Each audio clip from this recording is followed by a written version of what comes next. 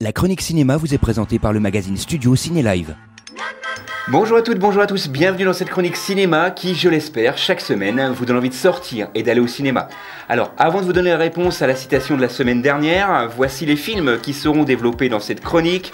On parlera de mon coup de cœur, le tout nouveau film de Monsieur Pierre Jolivet. Ça, c'est mon coup de cœur de la semaine. On parlera également du nouvel opus de Moi, moche et méchant. Et on terminera avec un excellent polar. Voilà pour le programme de cette semaine. On commence donc tout de suite avec la réponse à la citation de la semaine dernière. On commence tout de suite donc avec ça. C'était cette phrase-là, je suis sûr que vous en souvenez toutes, vous et tous. Ça fait du bien de temps en temps de voir qu'on n'est pas tout seul sur le chemin. Ça élargit la route pendant un petit moment et c'est quand même mieux que rien. De quel film était tirée cette citation? C'était un film qui est sorti en 86. Un film de monsieur Jean-Jacques Benex, il n'en a pas fait 50, donc déjà ça vous met sur la voie. Et c'est avec Gérard Darmon, ça c'est peut-être pas évident, mais en revanche si je vous dis Jean-Luc Anglade et Béatrice Dalle, tout de suite vous avez trouvé. Il s'agit du film 37-2 le matin, donc voilà, rendez-vous en fin de chronique pour la citation de cette semaine, avec bien sûr, comme d'habitude, réponse semaine prochaine. Comme je vous l'ai dit, on commence avec mon coup de cœur de la semaine, Les Hommes de Feu. C'est un film dramatique, 1h30 de monsieur Pierre Jolivet avec Roche Dizem et Émilie Duquesne notamment dans cet excellent film. Alors ce film, on peut peut-être le comparer à L627 puisque le réalisateur Pierre Jolivet s'en est fortement inspiré. Pourquoi? Parce que dans L627, là, ça se passe dans une brigade des stupes où on voit un petit peu leur quotidien. Là, le titre vous met beaucoup sur la voie avec Les Hommes de Feu. Ça se passe dans une brigade de pompiers dans le sud de la France où on va découvrir Philippe, 45 ans, qui dirige justement une caserne dans le sud de la France. L'été est chaud, les feux partent un petit peu de partout. Est-ce que ces feux sont criminels ou pas? On ne le saura malheureusement jamais, mais là va arriver Bénédicte, adjudant-chef. Elle a le même rôle que Xavier, un quadra un peu aguerri tout de même. Et la tension sur le terrain, la tension au sein de la brigade, vous saurez tout. Comment fonctionne une brigade avec des moments un petit peu compliqués. Les Hommes de Feu donc sort cette semaine et Pierre Jolivet a voulu coller au plus près du réel et tout ce que l'on voit dans le film lui a été raconté par des pompiers et tout a été validé. Chaque scène a été validée et relue par Stéphane Guyot qui lui-même est responsable et capitaine de la caserne où a été tourné le film. Pour plus de réalisme, c'est mon coup de cœur de la semaine. Ça s'intitule Les Hommes de Feu et ça sort évidemment cette semaine. Deuxième sélection avec Moi, moche et méchant 3. Pour le titre, ils ne se sont pas foulés. C'est la troisième partie de ce film. Un film d'animation avec les mêmes voix, avec notamment Gad Elmaleh, Audrey Lamy. On va les retrouver avec plaisir. On va d'ailleurs retrouver Gros qui est toujours aussi déprimé après cette mise à pied.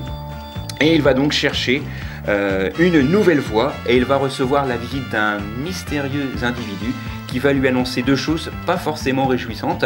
Tout d'abord, la mort de son frère, de son père et l'existence de son frère jumeau. Là, tout va démarrer. Bien sûr, d'autres rebondissements ont lieu dans ce film. Je ne vais pas vous en raconter plus, mais simplement allez voir ce film, Moi, moche et méchant 3. Je vous rassure tout de suite, les mignons sont toujours de la partie, ils sont toujours aussi barjots.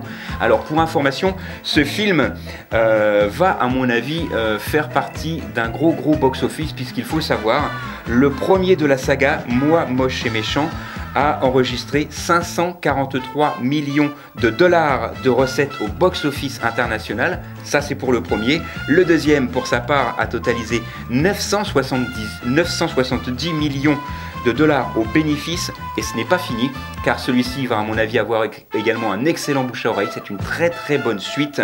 Moi, moche et méchant 3, vous l'aurez compris, sort cette semaine et ça tombe bien puisque c'est bientôt les vacances. Dernière sélection avec un excellent polar, un excellent thriller même, devrais-je dire. Le Caire confidentiel. Le Caire confidentiel, ça nous fait penser à L.A. confidentiel. C'est un hommage au titre du film que le réalisateur aime beaucoup. Ce film se passe au Caire, donc en janvier 2011. Quelques jours avant le début de la Révolution, une jeune chanteuse est assassinée dans sa chambre d'hôtel. Et Nourdine, un inspecteur chargé de l'enquête, va vite découvrir que les coupables pourraient être liés au président Moubarak. C'est tiré d'une histoire vraie qui s'est passée en 2008, puisque à cette époque, en Égypte, une chanteuse libanaise, Suzanne Tamim, s'est faite elle-même assassiner. Donc c'est tiré d'une histoire vraie, c'est un excellent polar que je vous conseille. Ça s'intitule Le Caire confidentiel et ça fait partie de mes sélections de cette semaine. Voilà, c'est tout pour cette semaine. Il me reste quelques instants pour vous donner les titres des films qui ont été développés dans cette chronique. On a parlé à l'instant d'un excellent polar. L'hommage de LA confidentiel, c'est Le Caire confidentiel qui sort cette semaine. On a également parlé de Moi, Moche et Méchant 3, toujours le film d'animation avec Gru et les Mignons. Et mon coup de cœur de la semaine, le tout nouveau film de monsieur Pierre Jolivet avec Les Hommes de Feu. 1h30, un film exceptionnel que je vous conseille d'aller voir. Emmenez également les petits jeunes, ça leur mettra peut-être un petit peu de plomb dans la tête pour savoir ce que vivent ces pompiers au quotidien. Et ça évitera peut-être à ces hommes très courageux d'avoir quelques problèmes quand ils vont dans certains quartiers de France et de Navarre. Voilà, sortez, allez au ciné, et tant que vous êtes au ciné, au moins, vous n'êtes pas devant la télé. La chronique cinéma vous a été présentée par le magazine Studio Ciné Live. Studio Ciné Live, c'est chaque mois toute l'actualité du cinéma.